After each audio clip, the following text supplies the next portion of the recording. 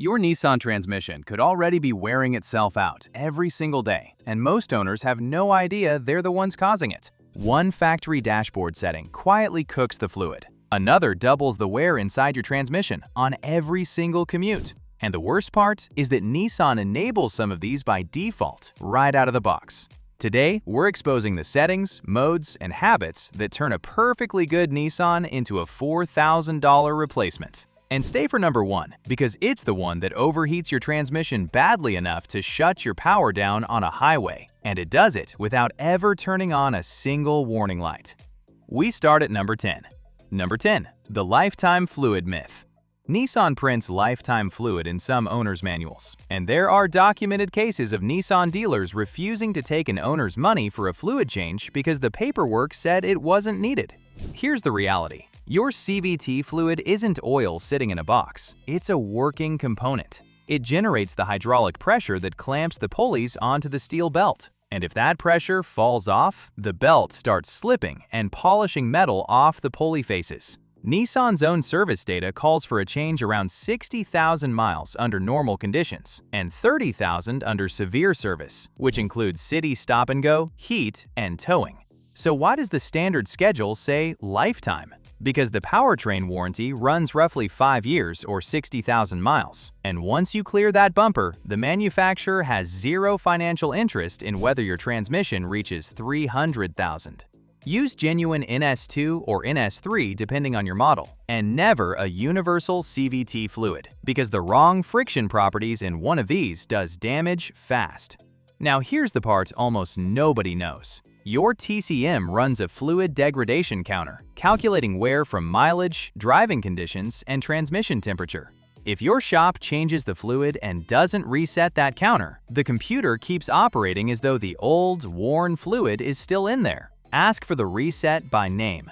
One more warning on this, and it's important. A drain and fill only exchanges part of the total volume, which is why doing it regularly beats doing it once. And the fill level on these is genuinely fussy because it has to be set within a narrow temperature window to read correctly. So this is one job where a shop that knows Nissans is worth paying for. Do it every 30,000 miles if you sit in traffic or tow, and you're spending a couple $100s to protect a unit that costs upwards of $4,000 to replace.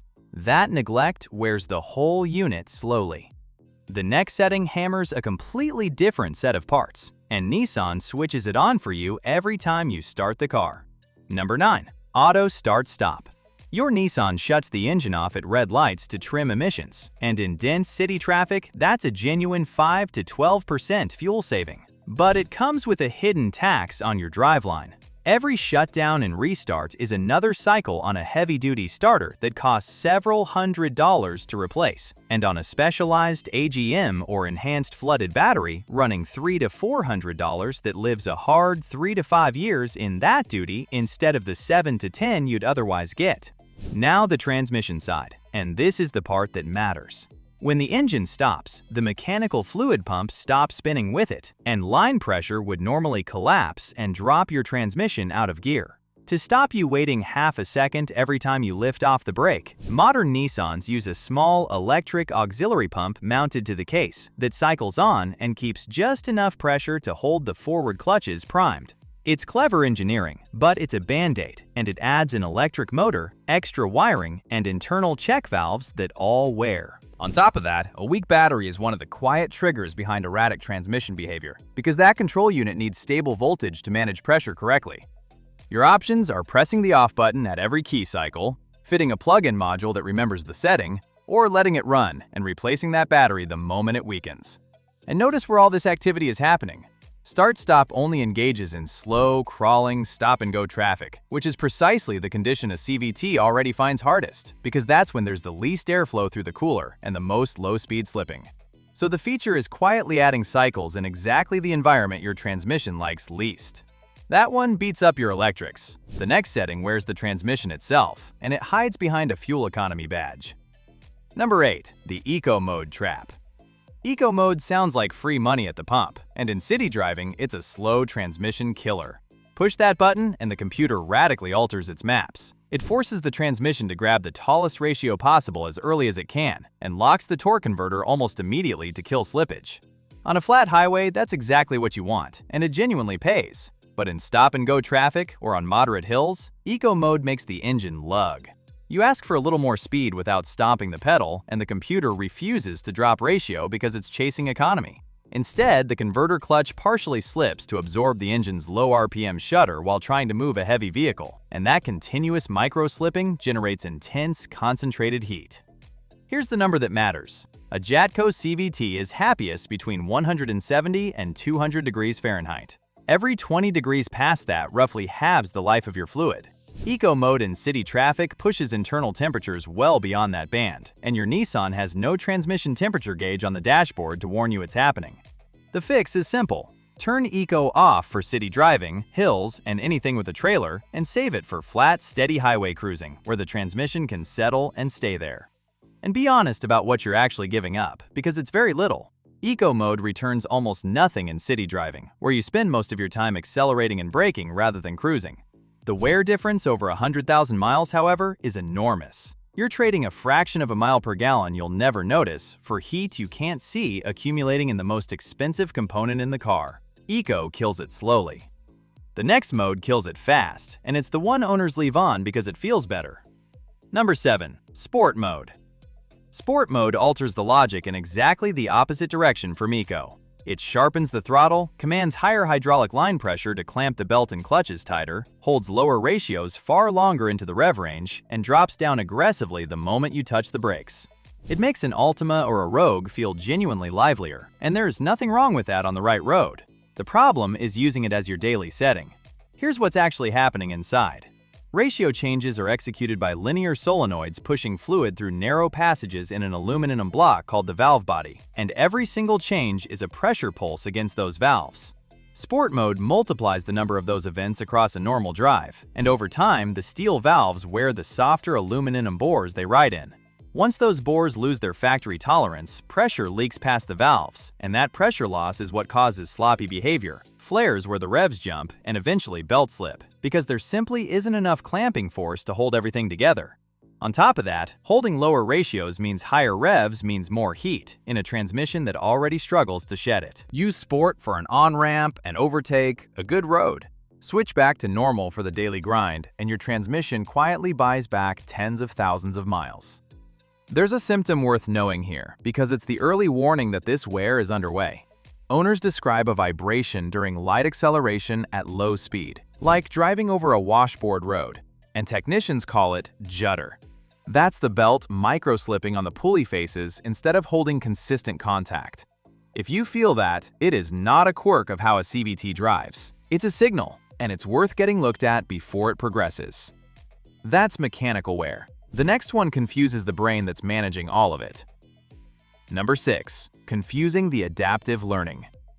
Modern Nissan transmission computers don't just follow a static program, they actively learn you. Over the first few thousand miles, the computer measures exactly how many milliseconds a clutch takes to fill, and how the pulleys respond to a pressure command, then rewrites its internal tables to compensate for the tiny manufacturing variations in your specific unit and your particular driving style. That learned map is what gives your Nissan smooth, predictable behavior after break-in. The problem arises when the car has multiple drivers with completely different styles, or when an owner constantly flips between eco, normal, sport, and snow every few miles. Engineers call the result degraded adaptation. The computer keeps trying to rewrite its tables to satisfy conflicting demands, and the adaptations get confused, which shows up as delayed engagement, harsh behavior, and lockup happening at the wrong moments. None of that destroys the transmission overnight, but it drives the hydraulics into the wrong pressure window over and over, and that accelerates valve body wear. The fix is common sense. Pick a primary mode, preferably normal, and let the transmission settle into its learned windows. And if you buy a used Nissan, or it starts behaving strangely after a battery replacement, know that a technician with a bidirectional scan tool can perform a learning reset, clearing the confused history and relearning cleanly over the next 100 miles. That's the computer confused. The next habit can break heavy metal parts in a fraction of a second, and you probably did it this week. If you found this interesting, feel free to check out my ebook in the description or scan the QR code on the right. And don't forget to subscribe. Number 5. The drive to reverse rush. We've all done it in a crowded parking lot. You're backing out of a space or pulling forward into one, and you throw the selector from drive to reverse or the other way while the car is still coasting at 2 or 3 miles an hour. It feels completely harmless. Underneath, it triggers a shock load. Here's what's actually happening. When you command the opposite direction while the wheels are still turning, the internal gear sets and pulleys are still spinning forward. Forcing reverse means the transmission has to violently halt that rotation and drive it backward using pure friction. And that sends a torque spike straight through the input shaft, the belt and clutches, the differential gears, the engine and transmission mounts, and out into the CV axles. One accidental shift won't kill anything. Do it thousands of times over years of ownership, and it shows up as torn mounts, worn CV axles, and internal wear that never had to happen. A genuine replacement CV axle runs a few $100s, and torn mounts are their own bill, and neither of those is the real cost. The real cost is the accumulated abuse on a transmission that was never designed to absorb it. The fix is the easiest thing on this entire list, and it's completely free. Come to a complete dead stop with your foot firmly on the brake. Pause 1 full second to let the pressure settle, and then move the selector. That's impatience. The next one is a myth your grandfather passed down.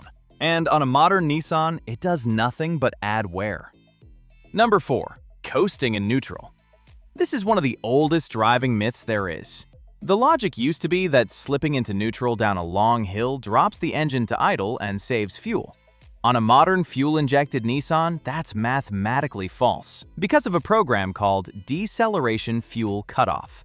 When you coast downhill and drive with your foot completely off the accelerator, the car's momentum turns the wheels, which keeps the engine spinning mechanically. And the computer recognizes this and shuts the injectors off completely. You are burning literal zero fuel. Shift into neutral and you decouple the engine from the wheels. So to stop it stalling, the computer has to switch the injectors back on and burn fuel just to hold idle. You are actively spending fuel to perform a trick meant to save it. And there's a wear cost on top. When you reach the bottom and drop it back into drive at 40 or 50 miles an hour, the computer must command a large pressure spike to bring everything together and match engine speed to road speed. And that engagement is far harsher than anything that happens in normal driving. Add the safety factor, which is that you have no engine braking and no instant throttle response if you need to move, and there is no upside left anywhere. Keep it in drive, let the computer cut the fuel, and protect your internals. That habit chips away at it. The next one can wreck an expensive driveline on dry concrete in a single turn. Number 3. Four-wheel drive on dry pavement. If you drive a Frontier, a Titan, an Xterra, or an older Pathfinder or Armada with a part-time four-wheel drive system, this one matters enormously. And owners mix it up constantly with the automatic all-wheel drive in a Rogue or a Murano. Here's the difference. An all-wheel drive crossover has a center coupling that allows the front and rear axles to rotate at different speeds through a corner. A part-time four-wheel drive truck has no center differential at all. When you select 4 high or 4 low, the front and rear drive shafts are locked together mechanically in a fixed split. Now think about the geometry. When you drive through a turn, the front tires travel a wider arc than the rears, which means they need to spin faster. On dirt, mud, gravel, or snow, the tires simply slip on the loose surface to absorb that difference. On dry pavement, they can't, so the force is built up inside the driveline in what's called binding. You'll feel the truck hop, shudder, and resist turning. What you don't feel is the load stacking up on the transfer case chain, the front differential, and the CV axles. And doing it enough will crack the case itself, which is a several $1,000s repair. Use part-time four-wheel drive only on genuinely loose or slippery surfaces. On dry asphalt or even wet pavement, leave it in two-wheel drive. And there's a second half to this that owners forget just as often. Selecting low range is meant to happen at a crawl, with the vehicle nearly stopped and the transmission in neutral. Try to force it in while you're still rolling at 15 or 20 miles an hour, and the engagement collar, the shift fork, and the chain absorb the whole impact at once. That's chipped teeth, a stretched chain, and in the worst case, a cracked case, all traded against 10 seconds of patience at a trailhead. That's the driveline. The next two are about heat, and heat is what actually kills Nissan transmissions. Number 2. Letting it hunt on inclines. Modern transmissions are engineered to reach their tallest, most economical ratio as fast as possible to meet fuel economy standards. That works beautifully on a flat road with no load.